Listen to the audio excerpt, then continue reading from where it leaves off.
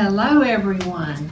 Welcome to our presentation of animal planters. We're going to learn how to make planters from 2-liter soda bottles. And we are coming to you from the beautiful downtown branch of the Dougherty County Public Library System, Central Branch. So let's get started. You know, I love to upcycle. Take something that, you know, instead of throwing it away, we can make something else out of it. So that's what we're going to do today. All you need to make your own animal planter from a 2-liter soda bottle is, of course, a 2-liter soda bottle. You will need scissors, a tape measure or ruler, some paint. I have just the acrylic craft paint. It doesn't have to be, you know, you could use a spray paint, whatever kind of paint you want to use that'll stick to a soda bottle. You'll need something to remove the adhesive with that the label is stuck with, something like Goo Gone or fingernail polish remover, or even some good grease removing dish soap and plenty of hot water. You're still going to need some elbow grease too, no matter what you choose to use to get the adhesive off with. Of course, you'll need your plants. You'll need your soil or whatever type of growing medium you're going to use. And paint brushes if you're painting and not spray bombing your 2-liter. And that's about it. A marker. You will need a marker to mark your face on your planter with. Now I have an example here of one that we've already made. We made ourselves a rabbit here. Took this 2-liter soda bottle, cut it, cut the ears out, drew the face on. I put stones in the bottom. Oh yes, make your drain holes in the bottom of your 2-liter soda bottle so that your plants won't get wet feet and die. But after that, I also put stones in here to help the soil not clog up the holes. Put in my soil, my plants, and I put some stones. I don't know if you could be able to see it or not, but I've got some stones in there for decoration. And just as a little added touch, I had some pipe cleaners, so I put a pipe cleaner around the edge just to give it that little decorative touch. So that's my bunny rabbit. Now let's get started making another one. As you can see, I have already cut this one. Before I cut it, I took my bottle and took my ruler and I went around. I went from the little leg of the 2-liter soda bottle. Get my marker here, it happens to be down in here. And I made marks all the way around so that when I cut, my edge would be straight, or reasonably straight anyway. So now I went up, starting at the bottom. I went up to the 6-inch line here and just made lines all the way around like this. It doesn't have to be perfect, but this helps it not to be so crooked, at least for me. Some people could eyeball this and have a perfectly straight line. I know people that can do this, but I am not one of those people. So this is just helps you.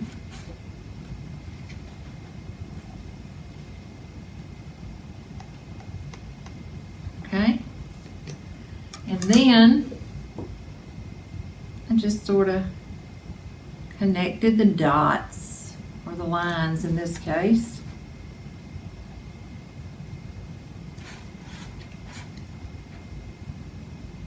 All the way around. And you know, this would be a fun activity to do with your older children. Now you may have to do all the cutting depending on your child, but they could definitely help with the painting and everything. So in order to get started cutting, I used an X-Acto knife to make the slit. Okay, and as you can see, your bottle will bend in. And you got to use a little, there we go. Also, you can use one of these to make the holes in the bottom. I was not able to get that to work, had to use a nail. But whatever you want to. And honestly, you don't have to have the holes in the bottom as long as you have the stones, and make sure you never overwater, because you have nowhere for the water to come out the bottom. Okay, so I've made my hole. You insert your scissors where your slit is. And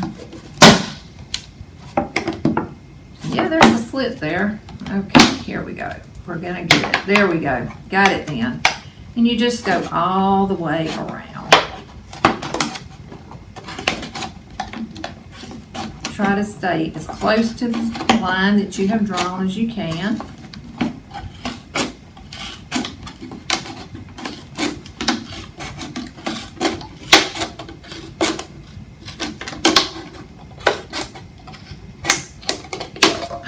And there you have it. You've got the start of your planner. And see, that's a little crooked, but overall it's pretty much straight. So, at this point, you choose what kind of paint you're going to use. Of course, if you're going to spray bomb it, you need to be outside, and make sure you do it nice and slow and even. I chose to use my craft paint, and use this size paintbrush. I just put some in my bowl, swirled it around real good, and painted. It's up to you. You can make one coat or two. If you're going to make two coats, be sure to let it dry completely with the first coat before applying the second. And as we did need this to dry, I did go ahead and paint it earlier today. So now we've got it all painted. If you're really, well, you don't have to be really good, but you can just freehand cut out your animal, or you can decorate it any way you want to, but since it is animal planners, we're going with animals. This is my bunny rabbit. I'm going to do a frog. I have a template here to use to cut it out with. I'm going to go ahead and show you the other ones I had. I also have a pig and a bunny rabbit. And of course, that's the one I used over here. So now, I'm going to take my frog, hold him up to my planner. Yes, at this point, we're calling it a planner. And I'm just going to take my marker and outline him. And then I'll cut him out. But it won't involve a whole lot of cutting with this one. It's just going to be the eyes and the head. The top of the head, I should say.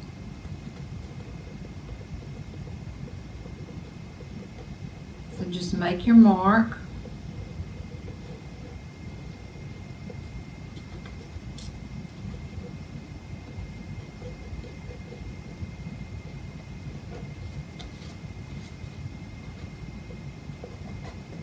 I had a friend of mine do these templates for me because I am definitely not an artist, but I do love to try.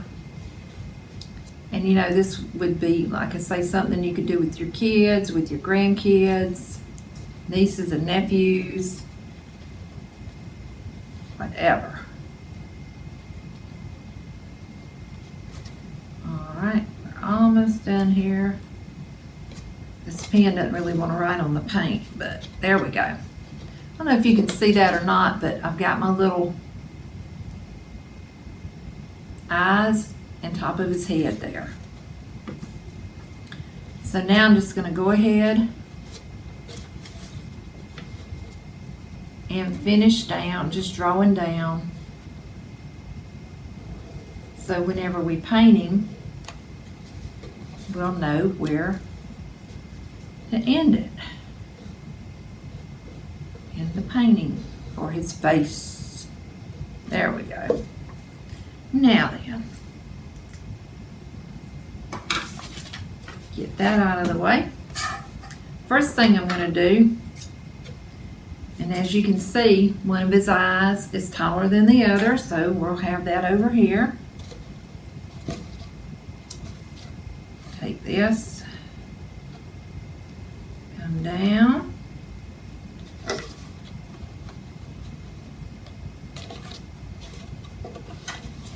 and make sure you've got a good sharp pair of scissors too. Dull scissors will not work in this instance.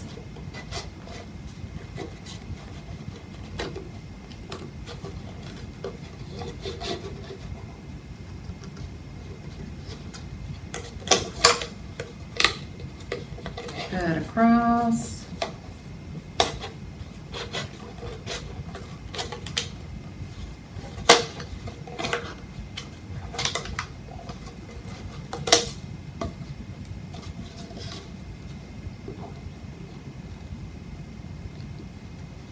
And cut down just a little here. I'm going to go back and trim this up just a little bit.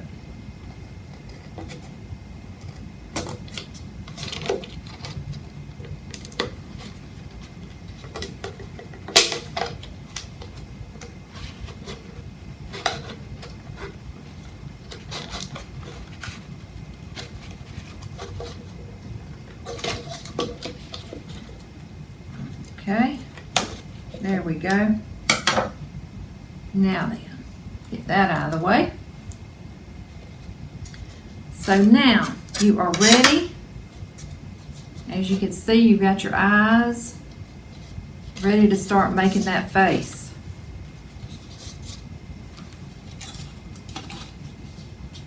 Now then,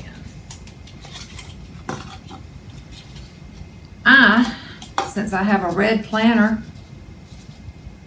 I thought maybe a blue frog with some gold eyes. It doesn't have to be exactly like nature. If we were doing that, then of course he would be a green frog. He could still have gold eyes though, with maybe some browns on him. He could even be a brown frog, couldn't he? Whatever you would like.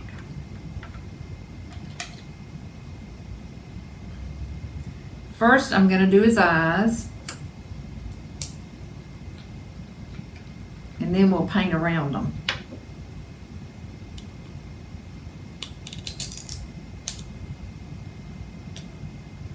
This is some great paint. Crafter's Closet acrylic craft paint. A little goes a long ways. Don't need much at all, especially for the eyes. I might need just a little bit more. I forgot about his mouth. He's got to have a mouth and a tongue. There we go.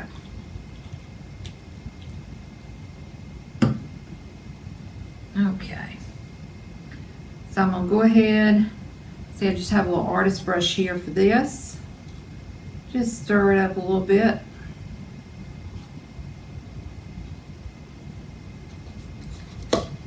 And I always like to compare to make sure I'm getting it relatively right. So we're going to give him a big old eyeball right here.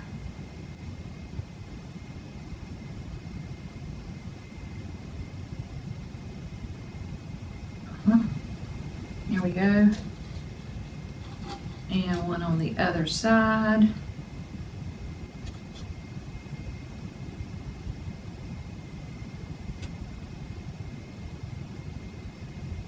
A little swirly.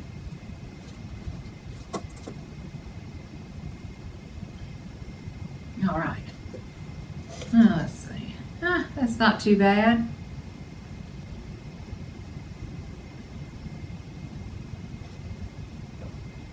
There we go.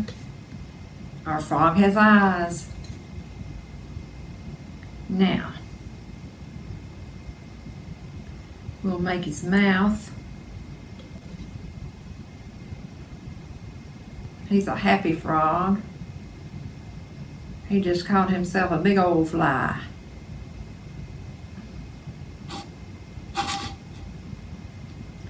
In fact, speaking of frogs, I saw a big one yesterday. It was over at the lake. Big old frog jumped right into the water to get away from us. The ducks, on the other hand, they were not scared of us at all. Daddy duck, mama duck, and all the baby ducks. They were having a great time under the trees. I guess, I'm not sure what they were looking for, but they were sure having a good time.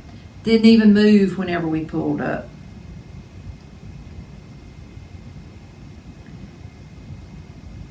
All right, there we go. Got us a happy frog. We'll see how this tongue turns out now. Not so sure about this tongue, but it doesn't have to be perfect.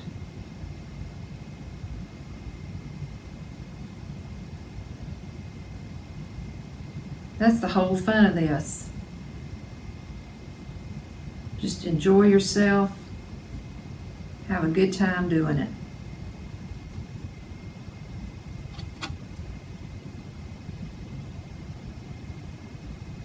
And don't have a template for this, but also saw a huge snapping turtle yesterday. We were over, well, we started at Lake Blacksher and then went on out into the river. And lo and behold, there's a big old snapping turtle just sort of floating along in the water. But he decided to go under the water before we got too close. There we go.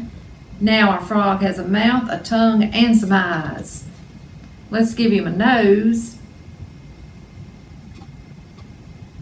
and he'll be ready.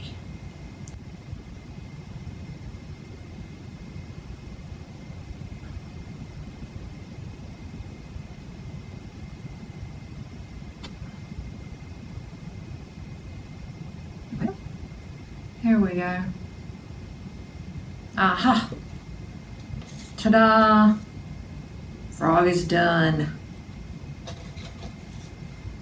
Okay, now let's add a little blue to his face to give him some definition.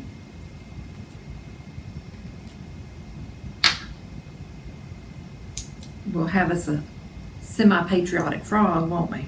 The blue, the red.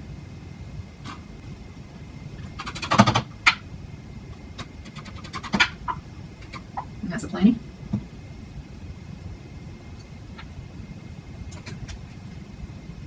When I did this one earlier, I ended up with blue paint in several odd places.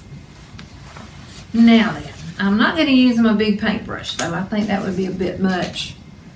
But, got another artist brush here that's a little bit bigger than the other one. Stir my paint up. And just do a little line here of blue. Give him a little definition in his face.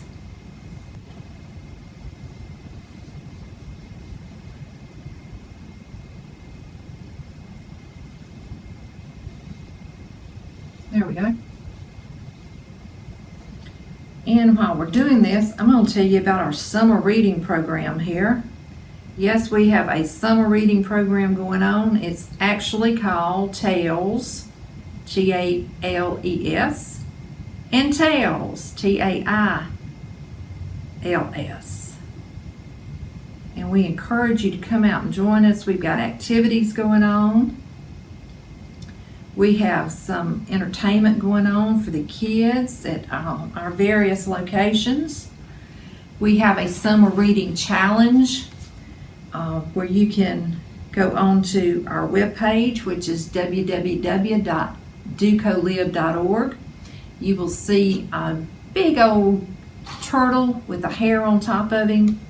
It says Tails and Tails. You click on that and you can register on Beanstack. And then you log in all the different books that you read, and there's activities you can do. And it's any age, by the way. It's not just for kids, ages 0 to 105. We're all in on it. Anyway, like I was saying, you register your books, you participate in activities, and then we have weekly drawings for prizes. The program ends July 17th, and at the end of the program, we're going to have some grand prize drawings. So everyone can play, everyone can participate. We'd love for you to participate and win some prizes. All right, there we go. So now our frog has a defined face. All right, let's get busy putting in some plants. I have chosen to put in Impatience. And around the Impatience, I've got a few sprigs of philodendron that I have rooted and grown. I'm going to put that around him. So first off, I've got just some rocks here that I picked up out of my yard. I'm going to place these in the bottom. And it helps to add some weight to your planter.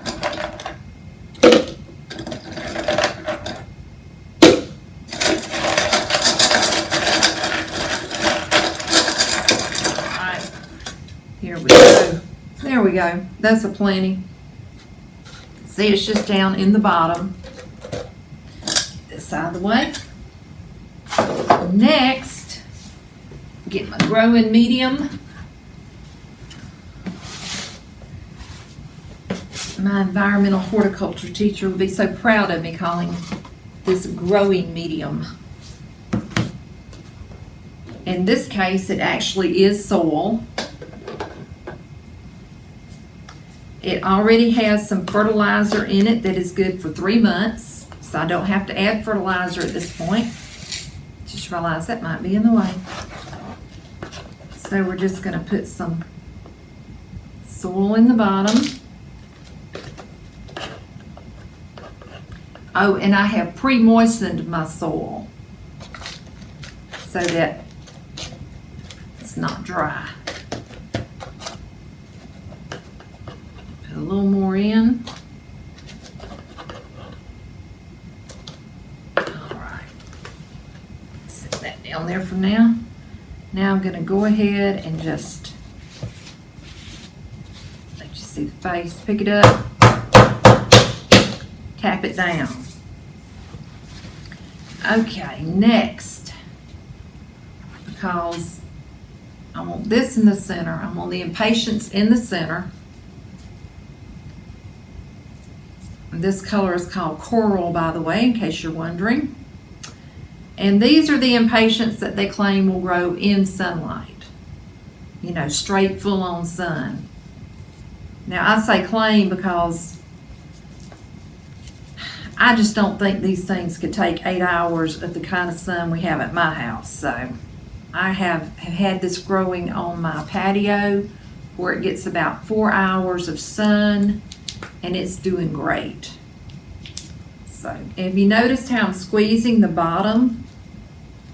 That is to release the plant without messing up the roots. And we're going to gently pull it out. Okay. There we go. That's the problem. It's in 2 pots in one, huh? Okay. Here we go. I knew it wasn't cooperating like it should. Here we go. It was I already had roots starting to come out the bottom of it, so it's a little bit root bound. Look at that, look at that. Isn't that pretty? Come right out.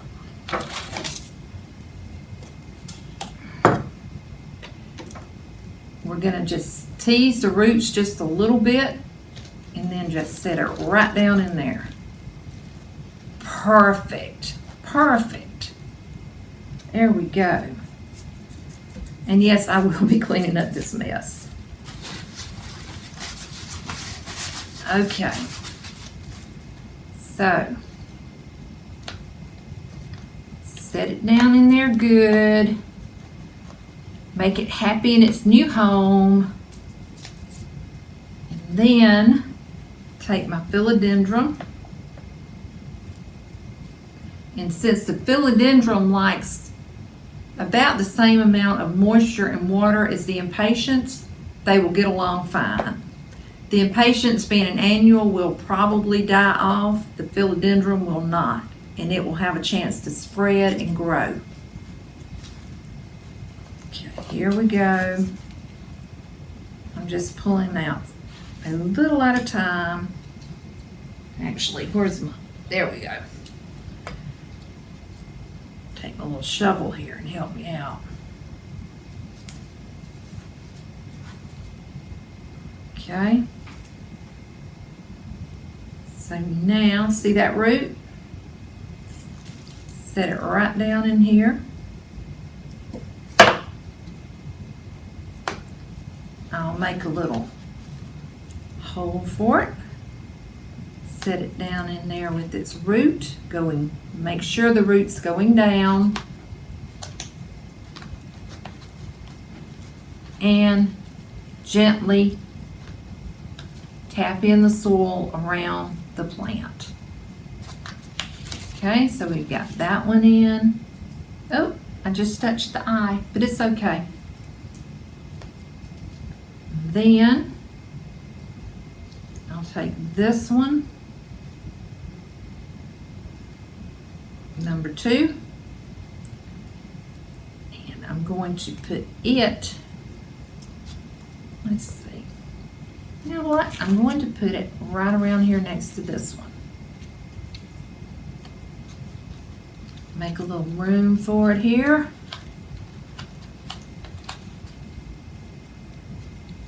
Now, a lot of people would use gloves and all that when they're doing this, but I just like the feel of the dirt on my hands. All right, there we go. It's down in there.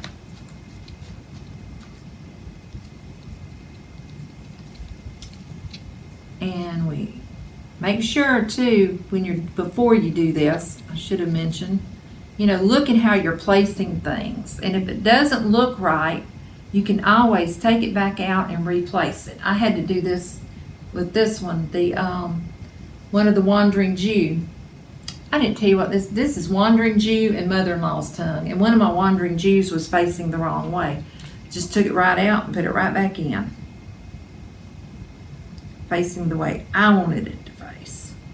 Okay, then we have this little bitty one. We're just gonna put right in here.